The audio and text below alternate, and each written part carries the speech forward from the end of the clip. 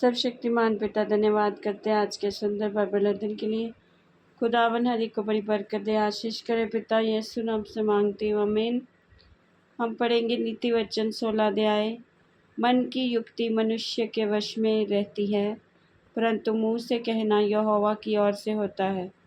मनुष्य का सारा चाल चलन अपनी दृष्टि में पवित्र ठहरता है, परंतु यहोवा मन को तौलता है। अपने कामों को यहोवा पर डाल दे, इससे तेरी कल्पनाएं सिद्ध होंगी। यहोवा ने सब वस्तुएं विशेष उद्देश्य के लिए बनाई हैं, वरन दुष्ट को भी विपत्ति भोगने के लिए बनाया है। सब मन के घमंडियों से यहोवा घृणा करता है। मैं दृढ़ता से कहता हूँ, ऐसे लोग निर्दोष न ठहरेंगे। अधर्म का प्रायश्चित कृपा और सच्चाई से होता है, और यहोवा के भय मानने के द्वारा मनुष्य बुराई करने से बच जाते हैं। जब किसी का चाल चलन यहोवा को भावता है, तब वह उसके शत्रुओं का भी उससे मेल कराता है। अन्याय के बड़े लाभ से न्याय से थोड़ा ही प्राप्त करना उत्तम है। मनुष्य मन में अपने मार्ग पर विचार करता है, परंतु यहोवा ही उसके पैरों को स्थिर करता है। राजा के मुंह से दैवी वाणी निकलती है, न्याय करने में उससे चूक नहीं होती। सच्चा तराजू और पलड़े यहोवा की ओर से होते हैं।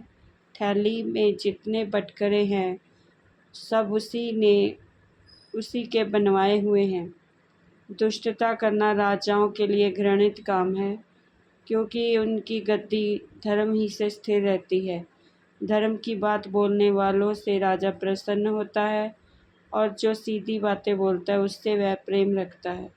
राजा का क्रोध मृत्यु के दूध के समान है, परंतु बुद्धिमान मनुष्य उसको ठंडा करता है। राजा के मुख की चमक में जीवन रहता है, और उसकी प्रसन्नता बरसात के अंत की घटा के समान होती है।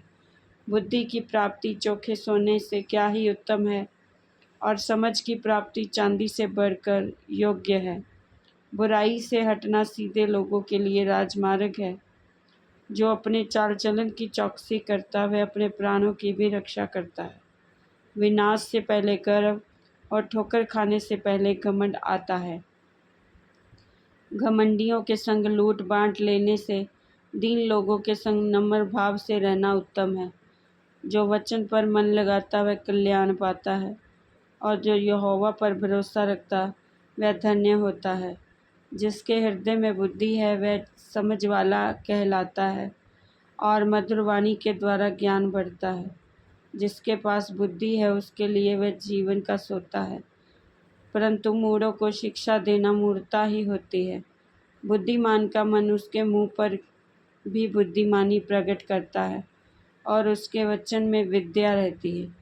मन भावने वचन मधु भरे छत्ते के समान प्राणों को मीठे लगते, और हड्डियों को हरी भरी करते हैं।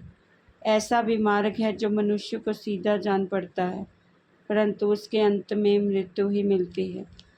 परिश्रमी को लालसा उसके लिए परिश्रम करती है, उसकी भूख उसको उभारती रहती है। अधर्मी मनुष्य बुराई की युक्ति निकालता है, और उसके वचनों से आग लग जाती है। टेढ़ा मनुष्य बहुत झगड़े को उठाता है, और कानाफूसी करने वाला परम मित्रों में भी फूट करा देता है। उपद्रवी मनुष्य अपने पड़ोसी को फुसलाकर कुमार्ग पर चलाता है। आंख मूंदने वाला छल की कल्पनाएं करता है, और ओंठ दबाने वाला बुराई करता है। पक्के बाल शोभामान मुकुट ठहरते हैं, वे धर्म के मार्ग पर चलने से प्राप्त होते हैं। विलंब से क्रोध करना वीरता से, और मन को वश में रखना नगर को जीत लेने से उत्तम है। चिट्ठी डाली जाती तो है, परंतु उसका निकलना यहोवा की ओर से होता है। इस वचन के द्वारा वो ब्लेस करेंगे सबको। जय मसीह की आमीन।